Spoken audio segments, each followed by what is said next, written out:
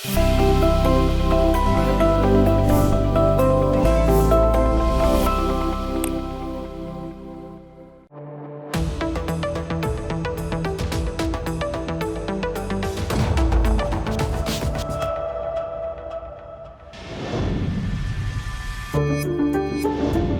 The point programme में एक बार फिर से आपका स्वागत है। आज का विषय है चीन के कृत्रिम सूर्य का नया रिकॉर्ड। सबसे पहले देखते हैं ये चर्चा में क्यों है। हाल ही में चीन के प्रायोगिक उन्नत सुपर कंडक्टिंग टोकामक रिएक्टर ने 1000 सेकेंड यानी 17 मिनट से अधिक समय तक प्लाज्मा को सीमित करके एक रिकॉर्ड बनाया है। यह परमाणु संलयन अनुसंधान में एक महत्वपूर्ण मील का पत्थर है, जिसका उद्देश्य स्थायी बिजली उत्पादन के लिए सूर्य की ऊर्जा प्रक्रिया को दोहराना है। चलिए अब जानते हैं परमाणु संलयन के बारे में। संलयन वह प्रक्रिया है जो सूर्य और तारों को शक्ति प्रदान करती है, जहां हाइड्रोजन परमाणु हीलियम बनाने के लिए विलीन होते हैं, जिससे भारी मात्रा में ऊर्जा निकलती है। विखंडन के विपरीत संलयन से कोई ग्रीन हाउस गैसें उत्पन्न नहीं होती हैं। न्यूनतम परमाणु अपशिष्ट उत्पन्न होता है और ड्यूटेरियम और ट्रिटियम जैसे प्रचुर मात्रा में ईंधन का उपयोग होता है। संलयन ऊर्जा के लाभ: 1 ग्राम ईंधन, 8 टन कोयले से ऊर्जा, कोई कार्बन उत्सर्जन नहीं, कोई दीर्घकालिक रेडियोधर्मी अपशिष्ट नहीं। सामरिक और आर्थिक निहितार्थ: ऊर्जा सुरक्षा: संलयन ऊर्जा जीवाश्म ईंधन की जगह ले सकती है, जिससे भारत जैसे देशों के लिए आत्मनिर्भरता सुनिश्चित होगी। जलवायु परिवर्तन: कोयला, तेल और प्राकृतिक गैस का शून्य उत्सर्जन विकल्प। भू राजनीतिक प्रतिस्पर्धा: अमेरिका, चीन और यूरोप संलयन अनुसंधान में अरबों डॉलर का निवेश कर रहे हैं। चीन एक लेजर प्रज्वलित संलयन सुविधा भी बना रहा है, जिसका हाइड्रोजन बम विकास सहित सैन्य अनुप्रयोग हो सकता है। चीन का इस रिएक्टर सफलता का महत्व: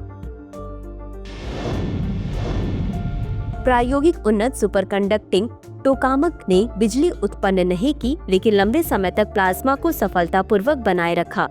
प्लाज्मा, जो सैकड़ों मिलियन डिग्री सेल्सियस पर मौजूद होता है, उसे मजबूत चुंबकीय क्षेत्रों का उपयोग करके निलंबित किया जाना चाहिए, क्योंकि कोई भी पदार्थ इसे रोक नहीं सकता है।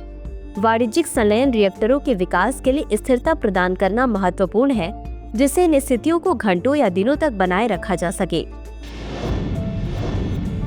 चलिए अब देखते हैं परमाणु संलयन में वैश्विक प्रगति। जेट प्रयोगशाला यूके 2021 5 सेकंड के लिए 12 मेगावाट बिजली उत्पन्न की। Lawrence Livermore national laboratory USA 2022 शुद्ध ऊर्जा लाभ इनपुट से अधिक आउटपुट प्राप्त करने वाली पहली। MIT 2023 चरम रिएक्टर स्थितियों का सामना करने के लिए नई सामग्री विकसित की। ईस्ट चीन 2023 और 2025 प्लाज्मा कारावास के लिए नए रिकॉर्ड स्थापित किए। ITER दुनिया का सबसे बड़ा संलयन रिएक्टर। ITER अंतर्राष्ट्रीय थर्मोन्यूक्लियर प्रायोगिक रिएक्टर फ्रांस में निर्माणाधीन एक वैश्विक सहयोगी परियोजना है। भारत, अमेरिका, चीन, रूस, जापान, यूरोपीय संघ और दक्षिण कोरिया के साथ एक प्रमुख भागीदार है। 2039 तक 500 मेगावाट फ्यूजन पावर का उत्पादन करने का लक्ष्य है, लेकिन इससे बिजली पैदा नहीं होगी। ITER की सफलता वाणिज्यिक संलयन विकास को गति दे सकती है। वाणिज्यिक संलयन प्राप्त करने में चुनौतियां: तकनीकी बाधाएं, प्लाज्मा नियंत्रण और स्थिरता में और सुधार की आवश्यकता है। उच्च लागत: बड़े पैमाने पर रिएक्टर विकसित करने के लिए बहु अरब डॉलर के निवेश की आवश्यकता होती है। समय सीमा: प्रगति के बावजूद वाणिज्यिक संलयन बिजली 2050 से पहले व्यवहार्य नहीं हो सकती है। तो चलिए अंत में देखते हैं आज के अभ्यास प्रश्न को। परमाणु संलयन के बारे में निम्नलिखित कथनों पर विचार करें। 1. परमाणु संलयन प्रक्रियाएं भारी परमाणु नाभिक को हल्के नाभिक में विभाजित करके ऊर्जा उत्पन्न करती हैं। 2. अंतर्राष्ट्रीय थर्मोन्यूक्लियर प्रायोगिक रिएक्टर फ्रांस में विकसित की जा रही एक अंतर्राष्ट्रीय संलयन ऊर्जा परियोजना है। 3. भारत ITER परियोजना में भागीदार नहीं है। उपरोक्त दिए गए कथनों में से कौन सा या कौन सी सही है या सही है? A केवल 2, B केवल 1 और 3, C केवल 2 और 3, D 1, 2 और 3।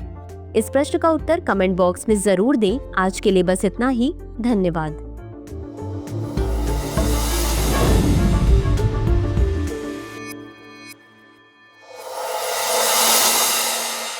डियर व्यूअर्स, अपने एग्जाम की तैयारी को और बेहतर करने के लिए हमारे चैनल को लाइक, शेयर और सब्सक्राइब करना न भूलें।